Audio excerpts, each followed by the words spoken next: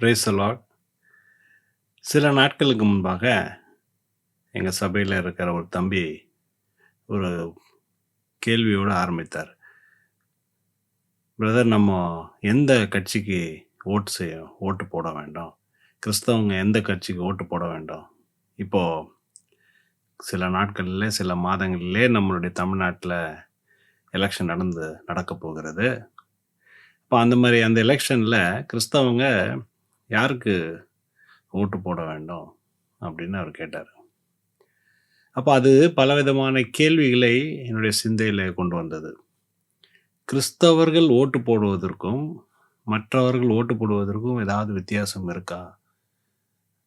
ஒரு நல்ல ஆட்சி தருகிறவர்கள், ஒரு நல்லபடியாய் ஜனங்களுடைய நன்மையை அதை நாடுகிறவர்கள் யாரா இருந்தாலும், அதை நம்ம எப்படி டிசைட் பண்றோன்றது அவரவருடைய ஊர பொறுத்து, அவரவருடைய சூழ்நிலைய பொறுத்து இருக்குது. இப்ப நம்ம நாட்ல சிறுபான்மையருக்கு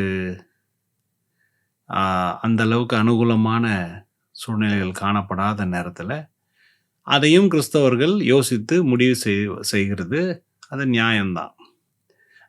அதன்படி அவர்கள் ஓட்டு போடுறாங்க.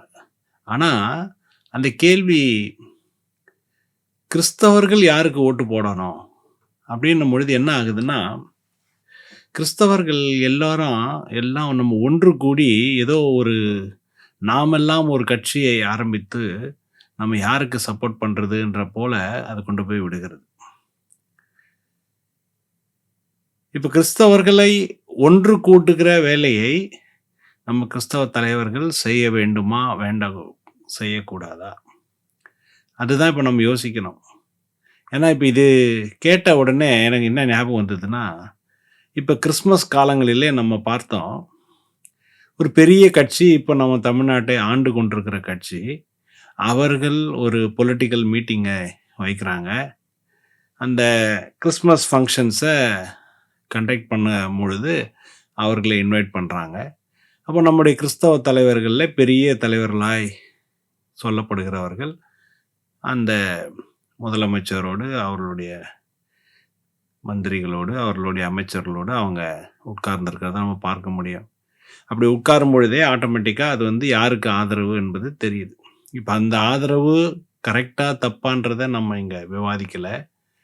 ஆனா, அங்க ஒரு கிறிஸ்தவர்கள் அங்க உட்கார்ந்திருக்கும் பொழுது, அதே நேரத்துல சில நாட்களுக்கு பிறகு இன்னொரு இடத்துல, இப்ப புதிய கட்சியாய் வளர்ந்து கொண்டிருக்கிற ஒரு கட்சி, சினிமா நடிகரா இருந்து இப்போ அரசியலுக்குள் வருகிற முயற்சி செய்து கொண்டிருக்கிற ஒரு தலைவர், அவங்களுடைய மீட்டிங் நடக்குது.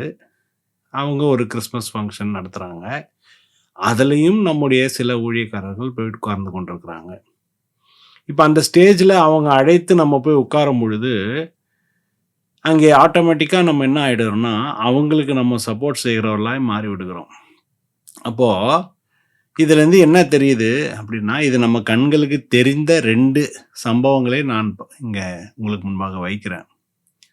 அப்ப இந்த 2 சம்பவங்கள்ல நம்ம என்ன நினைக்கிறோம், என்ன பார்க்கிறோம்னா, இயேசு கிறிஸ்து இந்த ஊழியக்காரர் சொல்லுகிறது போல நடப்பாரா? இந்த ஊழியக்காரர் சொல்லுகிறது போல நடப்பாரா? இல்ல கிறிஸ்தவர்கள் இந்த ஊழியக்காரரை பின்பற்ற வேண்டுமா? இல்ல இன்னொரு ஊழியக்காரரை பின்பற்ற வேண்டுமா? என்ற நிலைமைக்கு நம்ம தள்ளப்படுகிறோம். இப்ப பாருங்க, ஒரு மிகவும் சாதாரண ஒரு எலெக்ஷன்ல யாருக்கு ஓட்டு போடணும், ஒரு குடிமகனா யாருக்கு ஓட்டு போகணும்னு நான் சிந்திக்கிறத விட்டு, இப்ப என்ன ஆயிடுதுன்னா, கிறிஸ்தவர்களுக்கு இடையவே நம்ம இயேசு கிறிஸ்துவே இப்ப பிரித்து விடுகிற ஒரு நிலைமைக்கு போய் விடுகிறோம். அதுலயும் சில தலைவர்கள் அந்த மீட்டிங்ல இவர்தான் நிரந்தர முதலமைச்சர் அப்படின்னு சொல்லி அவர்களுக்கு கிட்டத்தட்ட ஒரு கேம்பெயினராக மாறி விடுகிறாங்க. இப்ப இந்த போக்கு சமீப காலமாய் அதிகரித்து கொண்டிருக்கிறது. இப்ப இதுக்கு முன்னுதாரணமா இதை நம்ம எங்க வைக்கணும் அப்படின்னு சொன்னா, கிறிஸ்தவ நாடாய் அறியப்படுகிற அமெரிக்கா தேசம். அமெரிக்கா தேசத்துல போன எலெக்ஷன் நடக்கும்போது, இப்பொழுது அமெரிக்கா தேசத்துல யார் ஆண்டு கொண்டிருக்கிறான்னு நமக்கு தெரியும். அதிபர் ட்ரம்ப் அங்க ஆண்டு கொண்டிருக்கிறார். அப்ப அந்த அமெரிக்கா தேசத்துல எலெக்ஷன் வரும்பொழுது நம்ம பார்த்தது என்ன, உலகமெங்கும் இருக்கிற கிறிஸ்தவர்கள் நிறைய இடத்துல ட்ரம்ப் எப்படியாவது வர வேண்டும், ட்ரம்ப் தான் தேவனால் தெரிந்து கொண்ட மனிதர் அப்படின்னு நமக்கும் அமெரிக்காவுக்கும் சம்பந்தமே கிடையாது.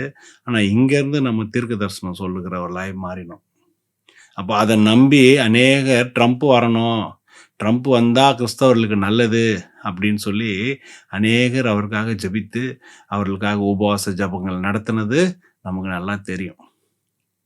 எல்லா சபையிலையும் இது செய்யலைனாலும் பெரும்பாலான நிறைய இடங்களிலே ட்ரம்ப் மேலே கிறிஸ்தவர்களுக்கு ஒரு சாஃப்ட் கார்னர் இருக்க தான் செய்தது. இன்னும் சில பேருக்கு இருக்க தான் செய்யுது. ஏதோ ட்ரம்ப் வந்து கிறிஸ்தவத்தை காப்பாற்றுவதற்காக அவர் ஆட்சிக்கு வருகிறதாகவும், எப்படி ஆண்டவர் தாவீதை தெரிந்து கொண்டாரோ அதே போல் ட்ரம்ப்பை தெரிந்து கொண்டதாகவும் கிறிஸ்தவர் நினைத்து கொள்கிறோம். இது ஏன் அப்படின்னா, சில தலைவர்கள் இப்படி ஒரு தவறான ஒரு வழியில் ஜனங்களை நடத்தி கொண்டிருக்கிறாங்க.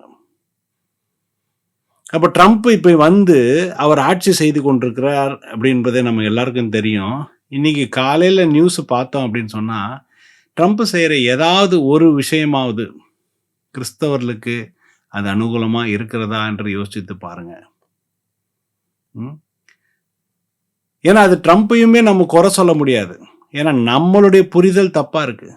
நாம தான் அதை தப்பாக புரிந்து வைத்திருக்கிறோம். ஒரு ட்ரம்ப்ன்றவர் அமெரிக்கா தேசத்தில் அமெரிக்கர்களுக்காக அந்த மக்களுக்கு என்ன நல்லது கெட்டது என்பதை செய்வதற்காக தான் அவரை அங்கே தெரிந்து கொண்டுருக்காங்க.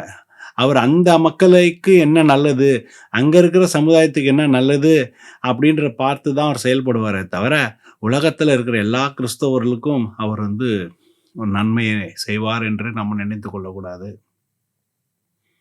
இன்றைக்கி ட்ரம்ப் செய்த முக்கியமான காரியத்தில் என்ன அப்படின்னா, நிறைய பேரை இந்த இமிக்ரேஷன் விசா வயலேஷன் சொல்லி நிறைய பேரை, சில பேரை நியாயமாக அவங்க விசா இல்லாமல் அனுப்பிச்சிருக்கலாம். சில பேர் விசா இருந்தும் அவர்களை ஏதோ ஒரு காரணத்தினால அவங்கள பல குடும்பங்களிலே அவர் வந்து பிரித்து அவன் நிறைய பேரை அவங்கவுங்க ஊருக்கு அனுப்பிச்சிட்டார். இதில் அனுப்பிச்சவங்க இதில் நிறைய பார்த்தீங்கன்னா சவுத் அமெரிக்கா என்ற ஒரு கண்டத்தை சேர்ந்தவங்க. அமெரிக்காவுக்கு கீழே அப்படியே சவுத் அமெரிக்கா இருக்கும். இப்போ அந்த சவுத் அமெரிக்காவில் பெரும்பாலானவர்கள் கிறிஸ்தவர்கள். அப்போ நம்ம எந்த கிறிஸ்தவர்களுக்காக அவர் செய்வார் அப்படின்னு நம்ம நம்பணுமோ, அவருடைய செயல்பாடுகள் நிமித்தமாய் அநேக கிறிஸ்தவர்களும் பாதிக்கப்பட்டிருக்கிறாங்க. இப்போ இது எதற்காக நம்ம இதை இங்கே தியானித்து கொண்டிருக்கிறோம் அப்படின்னு சொன்னால், என்றைக்குமே நம்முடைய ஆவிக்குரிய ஜீவியமோ நம்முடைய சபையோ அரசியலையும் ஒன்று கூட்டவே முடியாது. நம்ம ஆவிக்குரிய காரியங்களையும் சபையையும் இயேசு கிறிஸ்துவையும் நம்முடைய சபையையும் அரசியலையும் எப்படியும் நம்ம இணைக்கிறதுக்கு மனிதன் முயற்சி செய்து கொண்டிருக்கிறான். இதுக்கு பேர் வந்து ரைட் விங் லெஃப்ட் விங்னு சொல்லுவாங்க. ஒவ்வொரு நாட்டிலும் ரைட் விங் இருப்பாங்க, லெஃப்ட் விங் இருப்பாங்க. ரைட் விங் அப்படின்னு சொன்னால் வலதுசாரி, லெஃப்ட் விங்னா இடதுசாரி. இன்னைக்கு உலகமே இரண்டு இந்த பிரிவுகளாய் மாறிக்கொண்டிருக்கிறது.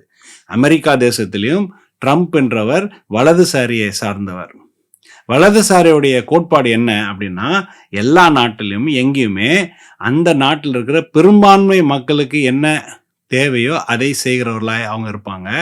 ரெண்டாவது, மதம் அங்கே பெரும்பான்மையாக எந்த மதத்தை அங்கே பின்பற்றுகிறாங்களோ அந்த மதத்தை அவங்க ஊக்குவிக்கிறவர்களாக, அந்த மதத்தை பேரால் ஓட்டு கேட்குறவர்களாக அவங்க இருப்பாங்க.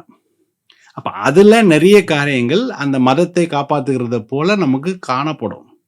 ஆனால் அவங்க அந்த மதத்தை வைத்து அவங்க ஆட்சிக்கு வருவதை செய்கிறது வலதுசாரி.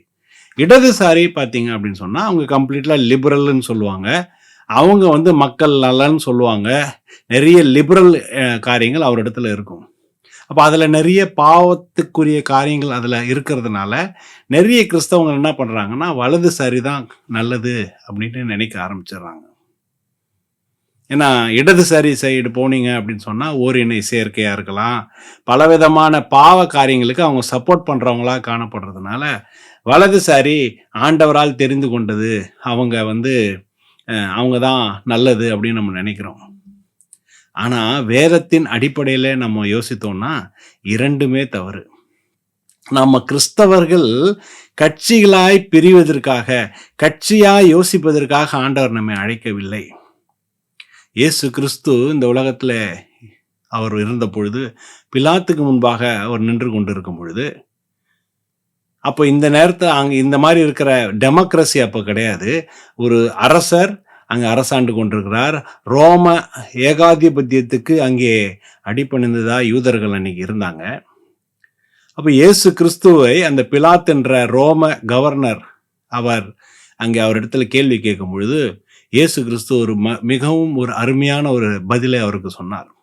நீங்கள் தான் யூதரின் ராஜாவோ என்று பிலாத் அவரை பார்த்து கேட்கும் பொழுது, இயேசு கிறிஸ்து நம்ம எல்லாருக்கும் ஒரு உதாரணமாய் ஒரு வார்த்தை அங்க சொன்னார். என்ன சொன்னாரு? என்னுடைய ராஜ்யம் இந்த உலகத்துக்குரியது அல்ல அப்படின்னார்.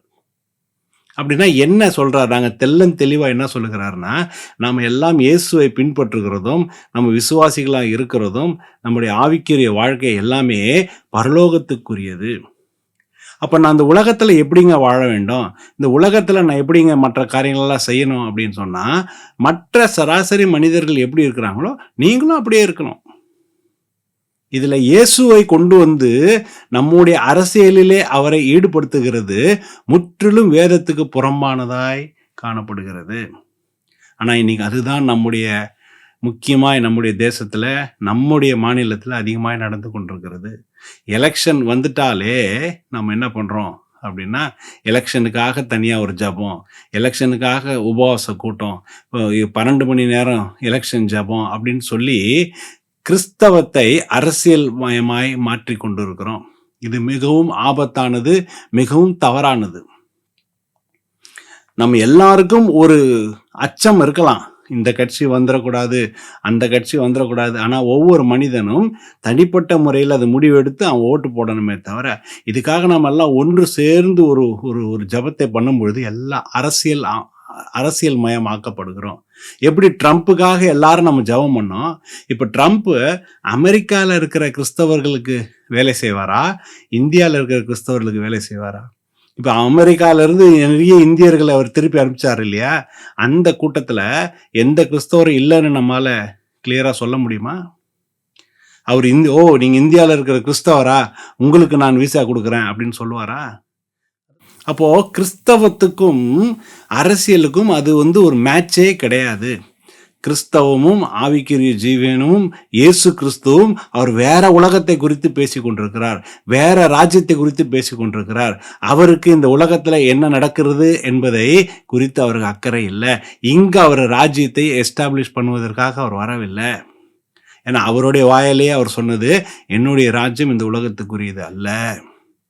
நாம தேவையில்லாம இயேசு கிறிஸ்துவோடைய நாமத்தை யூஸ் பண்ணி நம்ம ஜனங்களை ஒன்று திரட்டுவதற்கும், கிறிஸ்தவங்கள்லாம் இங்க ஓட்டு போடணும், அங்க ஓட்டு போடணும் அப்படின்னு சொல்லி இன்னைக்கு அமெரிக்கால இன்னைக்கு அநேகர் அதை செய்தாங்க. இன்னைக்கு அதோடைய விளைவை நம்ம பார்த்து கொண்டு இருக்கிறோம். இன்னைக்கு ட்ரம்ப் செய்கிற எல்லாமே நல்லதுன்னு சொல்ல முடியாது. அவர் செய்கிற நிறைய தவறையுமே, நிறைய கிறிஸ்தவர்களுக்கு அது தவறுன்னு தெரிந்தும் ஒரு வேலையை அவரை சப்போர்ட் பண்ணிட்டதுனால என்ன பண்றாங்க அப்படின்னா, விட்டு கொடுக்காதபடி ஆமா அவர் செய்யறதெல்லாம் கரெக்டுன்றோம். எத்தனையோ ஜீவன்கள், எத்தனையோ மரணங்கள், எத்தனையோ பேர் உயிர் இழக்கிறதுக்கு அது காரணமா இருக்கிறதே என்று ஒருத்தரும் நம்ம யோசிக்கிறது இல்லை. இந்த போக்கை இயேசு கிறிஸ்து பார்த்தார் என்றால் அவர் அதை நம்மை பார்த்து மெச்சிக்கொள்வாரா, இல்லை நம்மை பார்த்து வேதனைப்படுவாரான்றது நம்ம யோசித்து பார்க்க வேண்டும். அப்ப சரியாக வேதத்தின் அடிப்படையிலே நம்ம வாழணும், வேதத்தின் அடிப்படையில கிறிஸ்தவனா இருக்கணும் அப்படின்னு சொன்னா, கிறிஸ்தவனுக்கும் அரசியலுக்கும் அதிகமான தொடர்பு இருக்கக்கூடாது. முக்கியமாய் கிறிஸ்தவ தலைவர்கள் இந்த கட்சியை சார்ந்து நாங்கள் இருக்கிறோம், இந்த கட்சியை சார்ந்து நாங்கள் இருக்கிறோம் அப்படின்னு சொன்னா, அப்ப நீங்க இயேசு சார்பா இல்லை, நீங்க அந்த கட்சி சார்பா இருக்கிறீங்க. ஒரு கட்சி சார்பாய் நம்ம இருந்துட்டோம் அப்படின்னு சொன்னா, அந்த கட்சியில இருக்கிற நல்லது மாத்திரம் இல்லை, அந்த கட்சியில இருக்கிற தீமைகளையும் நம்ம ஆதரிக்கிறவர்களாக மாறிடுவோம். அதுதானே ஒரு ரியாலிட்டி. எந்த கட்சியும் கரெக்டு, எந்த கட்சியும் தப்புன்றது சொல்லுவதற்கு சபையை நம்ம பயன்படுத்தக்கூடாது. அது அந்த மனுஷங்கிட்ட விட்டுடணும். அந்தந்த மனுஷங்கிட்ட விட்டுட்டோம் அப்படின்னு சொன்னா எனக்கு எது நல்லது? ஓகே, இவங்க சிறுபான்மையருக்கு விரோதமான செயல்களை செய்கிறாங்களா, அப்போ நான் இவங்களுக்கு ஓட்டு போடுகிறேன், நான் இங்கே ஓட்டு செய்கிறேன் அப்படின்னு சொல்லி அவரவர் முடிவெடுக்கணுமே தவிர, சபையிலிருந்து நம்ம அதை ஒரு பிரசங்கமாக, அதுக்காக ஜெபத்தை ஏறெடுக்கிறது, அதற்காக பெரிய பேனர்களை நம்ம உருவாக்குறது, அந்த தலைவர்களுடைய மீட்டிங்கில் போய் அந்த தலைவர்களை நம்ம புகழுகிறது, அது இயேசு கிறிஸ்துவை நம்பாமல் நம்ம இந்த உலகத்தின் அதிபதிகளை நம்புகிறோம்னு அர்த்தம். அந்த ஆதி கிறிஸ்தவன் பல விதமான உபத்திரவத்தை சந்திச்சாங்க. என்ன உபத்திரவம் அப்படின்னா, அந்த நேரம் சாதாரண நேரம் இல்லை, மிகவும் பெரிய கிளர்ச்சியும் கலவரமும் நடந்து கொண்டிருக்கிற நேரம். வரலாறுல நீங்க அதை கவனிச்சு பார்த்தீங்க அப்படின்னு சொன்னா, அந்த இடத்துல யூதர்கள் ரோம அரசாங்கத்துக்கு விரோதமாய் பயங்கர முயற்சிகளை எடுத்துக்கொண்டிருந்தாங்க. அதுல அதிகமா வன்முறையை அவங்க கையாண்டு கொண்டிருந்தாங்க. அப்போ கிறிஸ்தவர்களை அவங்க முதல்ல எப்படியோ இயேசு கிறிஸ்துவை சிலுவையில் அறைஞ்சிட்டாலும், இயேசு கிறிஸ்துக்கு அப்புறம் கிறிஸ்தவர் இடத்துல என்ன சொன்னாங்க, நீங்க எங்களோட சேர்ந்து ரோமர்களை எதிர்க்க வேண்டும், நீங்களும் இந்த வன்முறையில் சேரணும் அப்படின்னா நீங்களும் யூதர்கள் தானே அப்படின்னு அந்த யூதர்களை வர சொன்னாங்க. அதே போல் அந்த பக்கம் ரோமர் சைடும் அவங்களுக்கு ப்ரெஷர் இருந்தது. ஆனால் இயேசு கிறிஸ்து அந்த அப்போஸ்தலர்களுக்கு பரிசுத்த ஆவியானவரால் நடத்தப்பட்டதுனால அவங்க எந்த சைடும் போகாதபடி கிறிஸ்தவர்களுக்கும் அரசியலுக்கும் சம்பந்தம் இல்லை. அதற்காக நாட்டில் என்ன நடந்தாலும் நாங்கள் கண்டுக்க மாட்டோன்றது அல்ல, ஆனால் நாட்டில் அரசியல் மயமாக்கி போட்டு நம்ம எல்லா கிறிஸ்தவர்களும் சேர்ந்து ஒரு காரியத்தை செய்யணும் அப்படின்னு இறங்கணும்னா அது வேதத்துக்கு புறமானதாய் மாறிவிடும். ஆண்டவர் இன்னைக்கு நம்ம இடத்துல என்ன எதிர்பார்க்கிறார்? இயேசு கிறிஸ்து நம்ம இடத்துல என்ன எதிர்பார்க்கிறார்? பரலோக ராஜ்யத்துல யார் பிரவேசிக்கிறது? பரலோக ராஜ்யத்துல நான் எப்படி பிரவேசிக்கிறது? என் ஜனங்களை நான் எப்படி பரிசுத்தமாக்குவது? என் ஜனங்கள் எப்படி என்னுடைய கற்பனைகளை கீழ்ப்படிய வைப்பது என்றுதான் நாம் யோசித்து கொண்டிருக்கணுமே தவிர, இந்த உலகத்தின் காரியங்களை இயேசுவை நம்ம ஈடுபடுத்தினோம் என்றால் அது நம்ம வேதத்தில் இருக்கிற இயேசு கிறிஸ்து அல்ல, நம்ம கற்பனையில வைத்திருக்கிற இயேசு கிறிஸ்து. இது நிமித்தமாக அநேகருக்கு லாபம் வரலாம், அவங்க அந்த லாபத்திற்காக அதை செய்யலாம். ஆனால் சராசரி கிறிஸ்தவர்களாக இருக்கிற நாம இயேசுவை என்னைக்கும் அரசியலுக்கு நம்ம பயன்படுத்தக்கூடாது. ஏன்னா எதுவுமே இயேசு கிறிஸ்து என்ன செய்தாரோ அதை தான் நாமளும் செய்ய வேண்டும். இயேசு கிறிஸ்து என்னைக்குமே இல்லை நீங்கள் இவர்களோட போங்க அவர்களோட போங்க என்று கேட்கல. பரிசேயர்கள் அவரை டெஸ்ட் பண்ணாங்க. ஒரு காயினை கொண்டு வந்து அவர் இடத்துல கொண்டு வந்து இது யாருக்கு சொந்தம்னு சொன்னாங்க. அவர் எந்த இடத்துலையும் அந்த டெம்டேஷனுக்கு அவர் ஈடு கொடுக்காதபடி, அந்த அரசியலுக்குள்ள அவர் நுழையாதபடி, அந்த ஒரு வெள்ளி காசை அவர் கொண்டு போய் அவர் இடத்துல கொடுத்த பொழுது அவர் என்ன சொன்னாரு, நீ தேவனுக்குரியதை தேவனுக்கு கொடு, ராயனுக்குரியதை ராயனுக்கு கொடுன்னுட்டார். அப்படின்னா இந்த உலக அரசியலிலே அவர் தொடர்பு கொள்ளவே விரும்பவில்லை. அவரே விரும்பவில்லைன்னா நமக்கும் அதே கட்டளையை தான் அவர் கொடுத்துருக்கிறார். நான் ஒரு சராசரி ஆளாய், ஒரு சராசரி கிறிஸ்தவனா என்னதாங்க செய்ய வேண்டும் அப்படின்னு சொன்னா, நீ ஒரு சராசரி குடிமகனா நீ என்ன செய்வீங்களோ அதை செய்யுங்க. ஒரு தேசத்துல நீங்க இருக்கிறீங்க, ஓட்டு போடுறதுக்கு உங்களுக்கு ஒரு உரிமை இருக்குதுன்னா, உங்களுக்கு என்ன எண்ணம் இருக்கிறதோ அதன்படி நீங்க ஓட்டு போடுங்க. அது ஒன்றும் பிரச்சனை இல்லை. அது ஒரு கிறிஸ்தவத்துடைய காரியமா, இயேசு கிறிஸ்து தெரிந்து கொண்டு வந்த பாத்திரம் என்று சொல்லி இந்த கள்ள தீர்க்க தரிசனத்தெல்லாம் சொல்லுகிற அந்த காரியங்களுக்குள் நாம் ஈடுபடும் என்னால் அது நம்ம இயேசு கிறிஸ்துவோட நாமத்தை நமக்கு தூஷிக்கிறவராக காணப்படுகிறோம். நம்முடைய லாபத்திற்காக யாரோ ஒரு நபரை இது ஆண்டவரால் தெரிந்து கொண்ட நபர் அப்படின்னு அவரை சும்மாவே அடையாளப்படுத்தி ஜனங்களை நம்ம வஞ்சிக்கிறவர்களாய் காணப்படுகிறோம். இன்னைக்கு வலதுசாரியாய் இருக்கிற அந்த ட்ரம்ப் அங்க அமெரிக்கால இருக்கிற கிறிஸ்தவர்களுக்காக கவலைப்படுவாரா, இல்ல இந்தியாவில் இருக்கிற கிறிஸ்தவர்களுக்காக கவலைப்படுவாரா? யோசித்து பாருங்க. ஆனா நம்ம இது எல்லாம் தெரிந்தும் ஏதோ ஒரு மாய இதுல நம்ம சிக்கி எப்படியாவது இயேசு கிறிஸ்துவை இந்த அரசியலுக்குள் நம்ம கொண்டு வந்திருக்கிறோம். இயேசு கிறிஸ்து இந்த அரசியலுக்காக, இந்த உலகத்தில் கைப்பற்றுவதற்காக, தேசங்களை கைப்பற்றுவதற்காக அவர் இங்கே வரலை, அதற்காக ரத்தத்தை சிந்தலை. அவர் உங்களுக்கும் எனக்கும் ஒரு ஸ்தலத்தை ஆயத்தம் செய்து அந்த பரலோக ராஜ்யத்திற்குள் நம்ம யாரெல்லாம் பிரவேசிக்க போகிறோம் என்று அவர் காத்து கொண்டிருக்கிறார். பரிசுத்த ஆவியானவர் நமக்கு வேதத்திலிருந்து கற்றுக் கொடுக்கிறதும், உன்னுடைய இருதயத்தை நீ எப்படி தேவனுக்கு முன்பாய் நீ சீராய் வைத்து கொண்டிருக்கிறாய், எப்படி நீ பாவம் இல்லாமல் இருக்கிற, எப்படி நீ பரிசுத்தமாய் நீ ஜீவிக்க போகிற என்ற கவலையோடு அன்போடு அந்த ஒரு அக்கறையோடு தான் ஆண்டவர் நம்மை பார்த்து கொண்டிருக்கிறாரே தவிர, உங்களை இந்த உலகத்தின் காரியங்களுக்கு, உங்களுடைய காரியங்களுக்கு இயேசு கிறிஸ்துவை கொண்டு வந்து நீங்க யூஸ் பண்ணுகிறதை ஆண்டவர் அனுமதிக்க மாட்டார். இது ஒருவேளை நான் சொல்லுகிறது அநேகருக்கு அது ஒரு தவறாய் தெரிந்திருக்கலாம். ஒருவேளை உங்களுக்கு அது வந்து ஒரு ஹர்ட்டிங்காய் தெரிந்திருக்கலாம். ஆனால் நீங்கள் ஒரு நீங்கள் அமைதியாக இருந்து அதை கொஞ்சம் கேட்டு அதை கொஞ்சம் தியானித்து பார்த்தீங்கன்னா உங்களுக்கு அதோடைய அர்த்தம் புரியும். 2 ஊழியக்காரர்கள், 2 மீட்டிங், 2 கட்சிகள் நடத்துகிற மீட்டிங் இருக்குது. இந்த ஊழியக்காரர் சொல்றாரு இவர் தான் முதலமைச்சர், இந்த ஊழியக்காரர் சொல்றார் அவர் தான் முதலமைச்சர், இவர் சொல்றார் இயேசு எனக்கு வெளிப்படுத்தினார், இவர் சொல்றார் எனக்கு வெளிப்படுத்தினார் என்று சொல்லும் பொழுது இயேசுவை நம்ம அங்கே அவரை கொண்டு வந்து அங்கே முச்சந்தியிலே அவரை நம்ம அங்கே அவருடைய நாமத்தை தூஷிக்கிறவர்களாய் காணப்படுகிறோம்.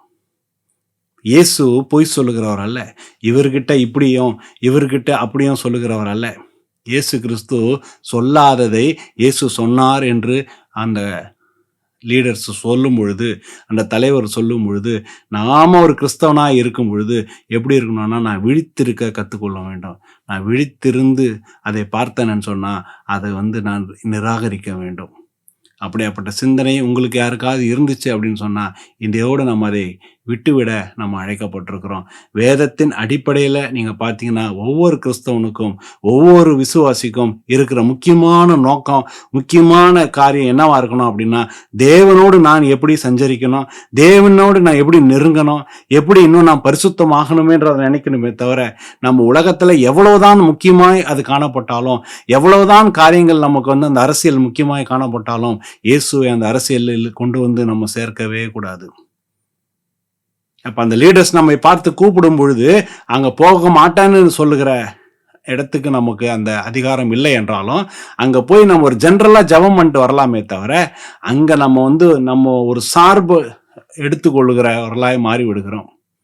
அந்த போக்கை நம்ம இதோட நிறுத்தி கொண்டு கிறிஸ்து இயேசுவை பின்பற்றுவோம். இயேசு கிறிஸ்து நமக்கு என்ன சொல்லுகிறாரோ அதை பின்பற்றுகிறதுக்காக தான் இயேசு கிறிஸ்து நம்மை அழைத்திருக்கிறாரே தவிர, நாம பின்பற்றுகிறதை இயேசு கிறிஸ்து உதவி செய்வதற்காக நம்ம அவரை பயன்படுத்தக்கூடாது. இது உங்களுக்கு அந்த விளக்கத்தை கொடுத்துருக்கோம் என்று நினைக்கிறேன். கர்த்தர் எல்லோரையும் ஆசீர்வதிப்பாராக. ஆமென்.